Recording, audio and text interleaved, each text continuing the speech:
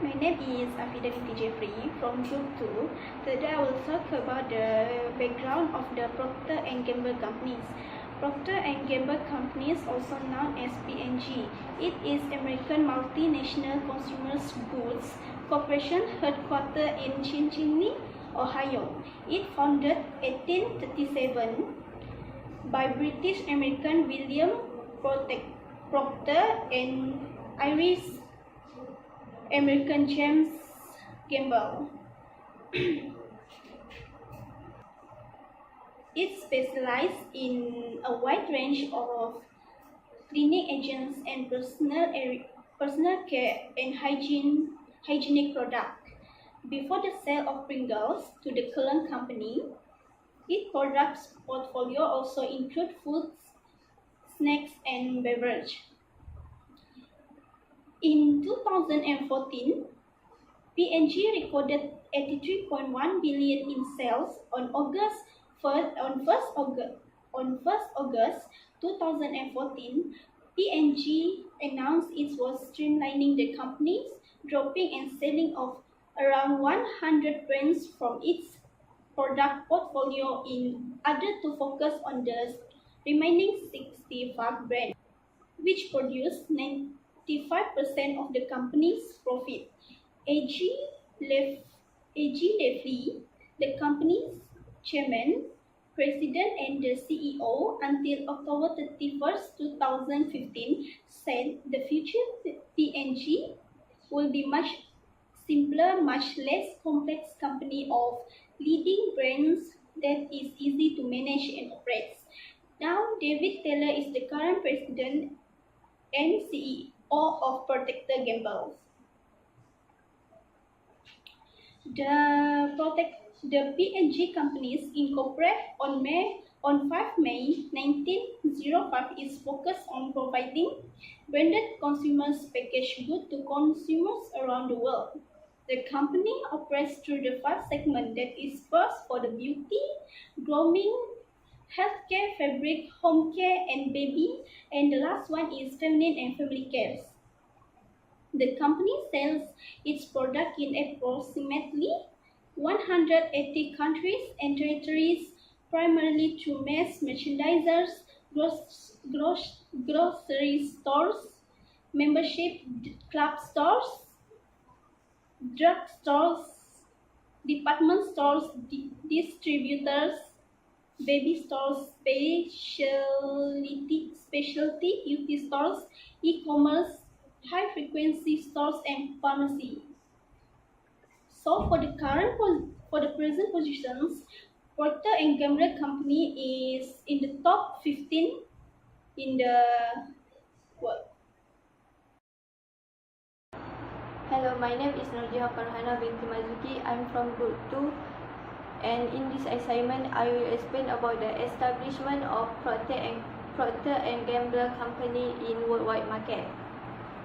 P&G has operation in about 80 countries. P&G well-known, trusted brand touch the life of consumer needs in more than 180 countries. The company global scale enable competitive advantage through knowledge sharing, common systems and processes, and best practice of reapplication. P&G view its global scale as one of its core strengths, 5 core strengths, seeing scale as a way to drive efficiency and consumer value. To deliver local agility, P&G global operations are divided into 5 regions. This structure delivers the benefit of scale while leveraging local focus, letting the company respond faster to local consumer needs and dynamic market demands. Those 5 regions are Asia, Central and Eastern Europe, Middle East and Africa, Latin America, North America, and Western Europe. First, Asia is one of the fastest growing economies in the world. Asia is home to over 3 billion consumers, more than half of the world's population. P&G Asia includes China, Japan, Korea, Hong Kong, India, Australia, New Zealand, Indonesia, Philippines, Singapore, Taiwan, Vietnam, Thailand, Malaysia, and Bangladesh. Innovation of Asia is a key focus for PNG Asia, which employ about 800 scientists in 4 technical centers in Bangalore, India, Beijing, China, Japan, and Singapore. Next, Central and Eastern Europe, Middle East and Africa, which also known as CEEMEA. CEEMEA is a PNG largest geographic region stretching from the western edge of Turkey to the far eastern region of Russia and including nearly all of Africa. PNG CEEMEA includes the Balkans, Central Europe North, Central Europe South, Eastern Europe, Middle East, Sub-Sahara, Turkey or Caucasia, and the Central Asian republics. Besides, Procter and Gamble Company present in Latin America dates back more than 60 years with the opening of the Mexican subsidiary in 1984. We employ people across 14 countries, including 19 manufacturing and 12 distribution centers and a service center. Next, North America. Our North America region operate in Canada, Puerto Rico, and the United States. The average American consumer spend about $110 per year on PNG product, while sales make up more than 40% of the company totals. Nearly every family in the US has at least one PNG product in their home. We have more than 35 manufacturing plants handling production for products around the world. Western Europe. Our European business dates back to 1930 when we opened a subsidiary in the UK. Today, PNG has a presence in every country in Western Europe. The region represents about 20% of PNG total business. We have about 35 manufacturing plant handling production for products around the world. In Western Europe, PNG market over 100 brands and has developed deep connection with diverse consumers and has built highly collaborative relationship with our retail partners.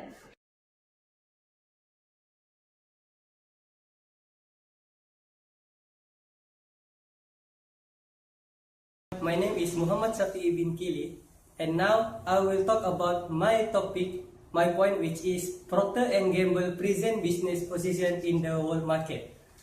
For my first point is, Procter & Gamble has operation in some 70 countries worldwide. It generates about 44% of its revenue from its business in the US and Canada. Procter & Gamble remaining revenue comes from Western Europe, Asia, Latin America, and Central Eastern and Europe. To support its US operation, Procter & Gamble owns and operates 24 manufacturing sites across more than 18 states and territories. Additionally, it also owns and operates about 100 production facilities in 38 other countries. Typically, its domestic and international manufacturing sites produce products for multiple Procter & Gamble businesses. For my second point is, Procter & Gamble is also one of the biggest spenders in the world when it comes to its advertising campaign. This 176-year-old company has used newspaper advertisement, radio, and soap operas to advertise its popular brands like Crest, Pampers, Pantene, and Folgers. In 2017, Procter & Gamble global advertising expenditure amounted to approximately $7.12 billion. In the United States alone, Procter and Gamble spent 176 million US dollar promoting its Crest brand in 2016. For my third point, for my last point, Procter and Gamble has turned to its highest revenue generating product for the most growth potential. Even though Procter and Gamble holds market leading position in several product categories, the company has been focusing resources on its roughly 40 best-selling brands. Bestsellers are those that generate more than 500 million annually and represent some 85% of sales. Brands that fall below this metric are typically sold off. Along with continuing to grow its core brands and categories through innovation, Procter & Gamble is looking to build its business by catering to unserved and undeserved consumers. In a massive 11.4 billion deal in 2016, Procter & Gamble sold 40 of its fragrance, cosmetic, salons, and retail hair products to a beauty product company. Higher profile brands involved in the sales, which were part of the company beauty segment portfolio, included Wella shampoos and Clairol hair care product, CoverGirl and Max Factor Cosmetic, and Gucci, Hugo Boss, Lacoste, and Escada Luxury Fragrance. In 2016, Procter & Gamble completed the divestiture of its batteries business to Berkshire Hathaway via a split transaction, in which the company exchanged the Duracle company for $1.8 billion in cash. The divestiture was part of P&G portfolio strengthening and simplification plans to streamline the business and focus more on its biggest brands such as Tide, Pampers, and Oral-B. That's all from me for my point, which is Procter & Gamble present business position in the world market. That's all. Thank you. P&G is made of many individual brands, each serving customers in different ways, but all with a focus on making people's life a little easier. As long as there are too many subsidiaries, just let me give some examples. China Battery Limited in Hong Kong, Gillette UK Limited in UK, P&G Innovation Godot Kaisha, which is in Japan, and P&G Northeast Asia Pte Ltd in Singapore, Phase 2 Holding Corporation in Philippines, and Vella Malaysia Sdn Bhd in Malaysia. And there are diverse product brand lists who cooperate with P&G, such as dishwashing product. There are Dawn and Joy are very famous. For the menstrual hygiene product, Always and the Naturella is very famous. For the hair care product, Rejoice and the Aussie are famous in Malaysia. For the heart care products brands are Vicks and Ribobit. And for the laundry detergents product, can give some example such as Donny. And for the skincare, I think all the people also know SK2, and they are one of the trading partner of P&G. For all these products, it can be buy from those trading partner with P&G like Amazon, Costco Wholesale, Cabela's, Grainger, Target, Loblaws, Walmart, the Home Depot. All these famous companies are the trading partners of P&G. And we can notice that how great of the network of P&G. P&G as a company offers the global benefits of an international company and the integrity and relevancy to consumers in more than 180 countries where our products are sold. My name is Sharisuri and I'll be talking about research and development procedures and successes in world market in terms of innovation and customer satisfaction. With a culture rooted in learning and productivity, P&G researchers are technical masters who apply their skills across multiple categories. They use their expertise in digitalization, modeling, simulation, and prototyping to bring world-class innovation to the customers.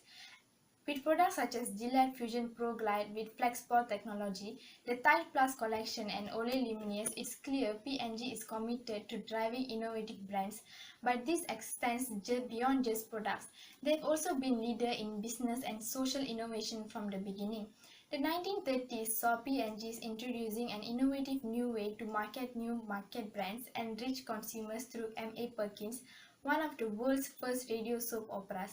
While other companies were sponsoring time on the shows, we created a production company to own the entire process.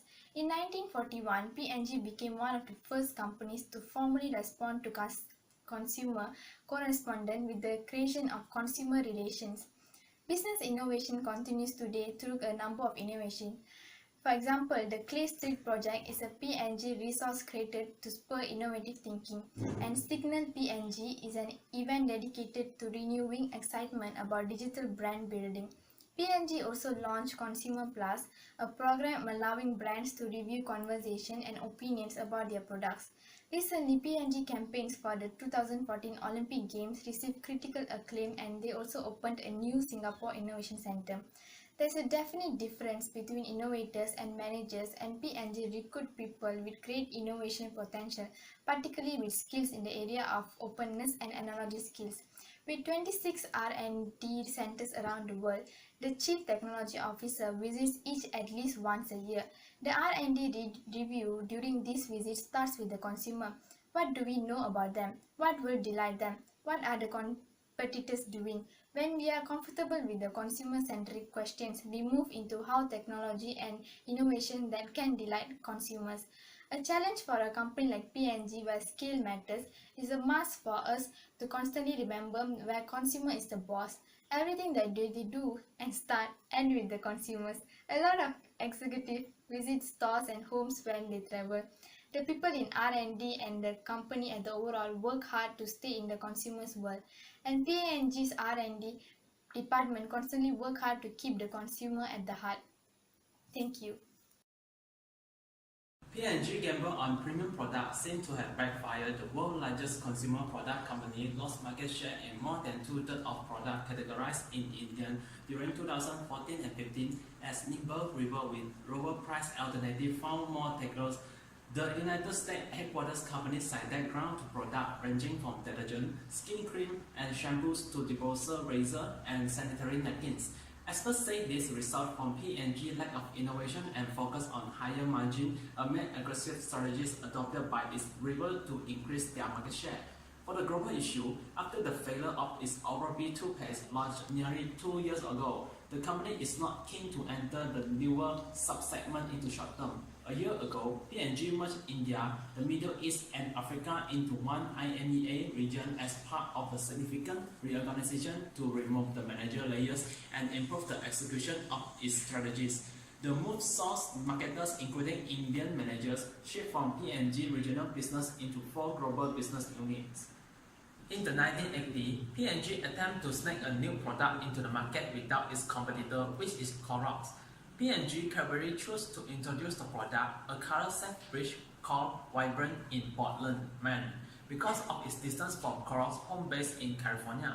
After that, the Clorox gave every household in Portland, Maine, a free gallon of Clorox bridge and delivered to the front door. They already bought all the advertising and spent most of the large money on sampling and couponing, and nobody in Portland and Maine was going to need bridge for several months, effectively eliminating the needs of bridge in the entire market for months. P&G took its bridge and went home but learned a valuable lesson. So they certainly learned how to defend the leading brand franchise. When Clorox tried to enter the laundry detergent business for a few years later, they sent them a similarly clear and direct message, and they ultimately withdrew their entry. More important, P&G learned what worked and what's salvageable from the bridge failure, such as a low temperature and safe color technology. They modified the technology and put it into a laundry detergent, which introduced the Tide with Bridge. At this peak, Tide with Bridge was a more than $500 million business. As a leading global company, P&G has received various awards and recognitions from organizations, associations, and publications. There are quite a number of awards that P&G has received within most recent years. For an example, P&G was ranked third place on Barron's World's Most Respected Companies in 2010 list, which maintaining its positions from the years of 2009. This also marks that it is the sixth consecutive years of P&G has been recognized. Besides that, Fortune magazine also ranked the 8th place for P&G on its America Most Admired list and 6th place on its Global Most Admired list. P&G was also listed as first in the soap and cosmetic industry category for the fourth successive year. This accomplishment marks the 26 consecutive years that P&G has participated in this widely recognized survey that honors those companies with the best reputations.